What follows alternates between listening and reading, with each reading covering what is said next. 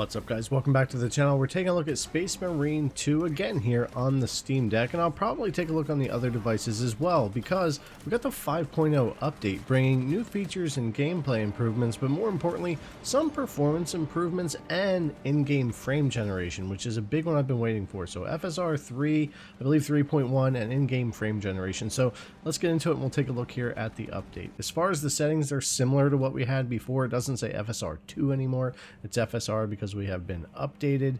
We are going to be running on balanced 800p. This is kind of how I tested the game prior to the update at launch as well. We now have the frame generation toggle for on and off. We're going to take a look at both of those. No VSync on right now, motion blur off, unlimited frame rate, and then we're low on all the settings. Again, identical settings to how I did this at launch, just checking this out so I could check out the performance. And ultimately, it's pretty good. With frame generation on, it's working well, and more importantly, working properly. So you don't have to manually force GPU clock to 14 or 1600 or anything to get the proper frame generation. Pretty much you're going to get the same performance with that on or off. It's actually better with it off because it doesn't steal power from the CPU, and it does a good job of balancing this out itself the way that it's supposed to. So frame generation, frame times and all appear to be working properly here for Space Marine 2 on the Steam Deck, and it feels pretty good.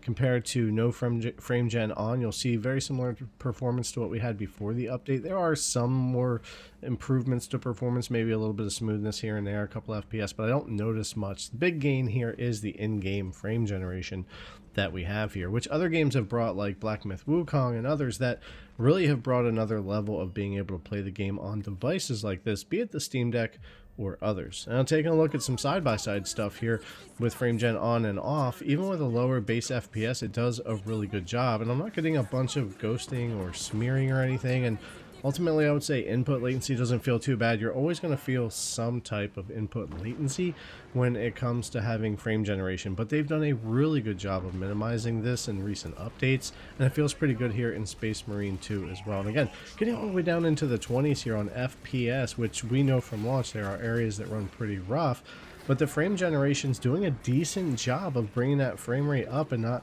giving me a lot of weird artifacting or anything, and feeling pretty good for input latency. It's by no means perfect, and we would love to have higher FPS native without frame gen, but that's not always possible. And being able to use features like this on a device like the Steam Deck can really help make games like this one that have always been really rough to run a lot more playable here on the Steam Deck or other devices.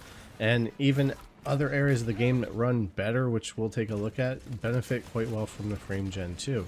And if you're on an OLED deck, it looks really nice still, and you get all the way up to 90 FPS, so in those easy to run areas you can take advantage of the over 60. And if you're on an LCD deck with the 60 Hz screen, it works out really well too, as you can cap that in certain areas like this one here, where the game runs really easily. But there's other combat areas in the game that run pretty easy too at around 40-50 FPS, so you can really take advantage of the higher FPS here, and it looks really good. And of course, the higher your base FPS is, the better it feels as far as input latency, and the better it looks, less ghosting, artifacting, all that kind of stuff. But yeah, ultimately frame gen handles this really well, and easier to run areas are going to benefit a lot. But even these areas that are really tough to run, where we can see the low 20s, even 19 FPS at times, the frame generation still is able to kick in and do a pretty good job. A lot of this game can be very difficult to run and not playable for most people on the Steam Deck, and even with this frame gen update, there's going to be plenty of people that just don't prefer to play it this way, and I certainly don't blame anybody for that.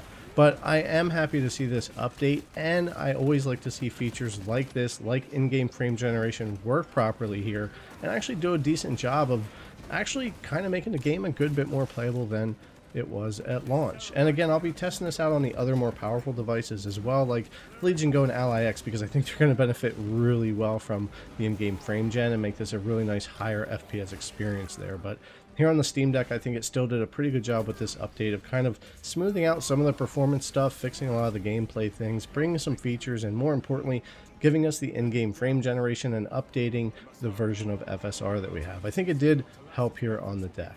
Alright guys, thanks a lot for coming to check out the video. As always, I really appreciate it, and I'll see you in the next one.